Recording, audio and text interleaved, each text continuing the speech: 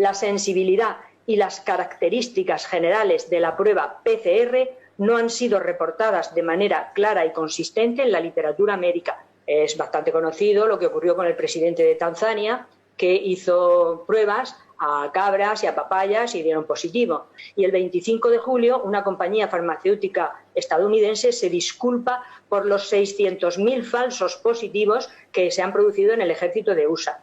Estas pruebas carecen de gold estándar, no tienen control positivo ni negativo. Y con respecto a la PCR se podría hablar muchísimo más, porque resulta que esta PCR, requisito imprescindible, es un buen aislamiento y purificación del virus. Y eso le puedo garantizar, y si quiere puedo desarrollar mucho más, que de momento no se ha hecho con absoluto rigor científico.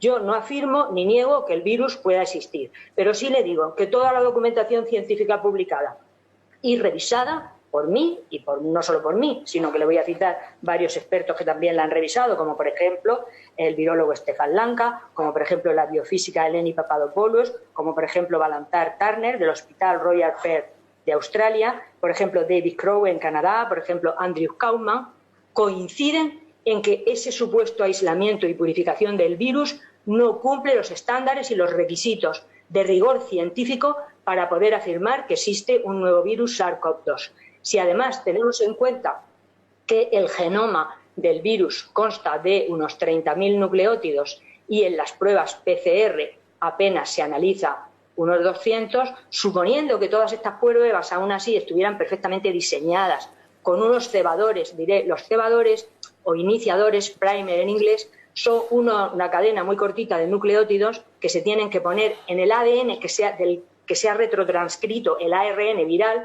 en los extremos de las dos cadenas, 3', 5', para que hibriden y se produzca la multiplicación que se llama reacción en cadena de la polimerasa. Entonces, al amplificar estos supuestos ARN, pues no sabemos realmente qué estamos amplificando. Primero, porque el virus no se ha aislado y purificado de otros residuos celulares. Y se sabe ya por un procedimiento científico, por un estudio científico que se llama edición del ARN, que las células dañadas e intoxicadas son capaces de producir ARNs de diferentes características, con diferentes secuencias genómicas. El ARN celular no es constante, como hasta ahora se creía en biología. Existe la edición del ARN, y esta edición del ARN se produce precisamente en células intoxicadas o dañadas. Esta separación del supuesto virus de los exosomas o de las vesículas que producen las células intoxicadas o dañadas no se ha hecho correctamente. Por lo tanto, lo primero que decimos es que, además, le voy a citar otro artículo más, un momentico, porque aquí tengo otro artículo que es muy interesante, publicado por los chinos, por G.H. Zhuang en una revista científica china que se llama Ratio potencial de falsos positivos entre individuos asintomáticos en contacto directo con pacientes enfermos de COVID-19. Y concluye que entre el 47 y el 80,33% de los positivos son falsos positivos. Vuelvo a decir lo mismo.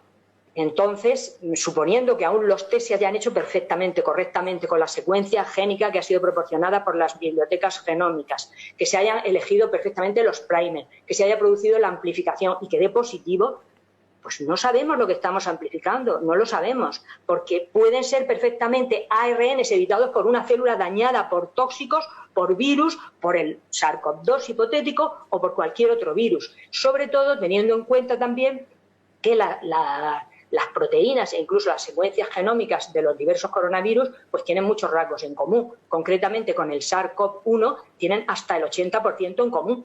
Entonces, lo primero que hace falta es que nos digan realmente, que hagan un verdadero estudio de cómo se produce ese aislamiento y esa purificación mediante sucesivas centrifugaciones, mediante centrifugación en gradiente de densidad, y aún así nunca van a poder separar totalmente los viriones de ARN de otros residuos celulares.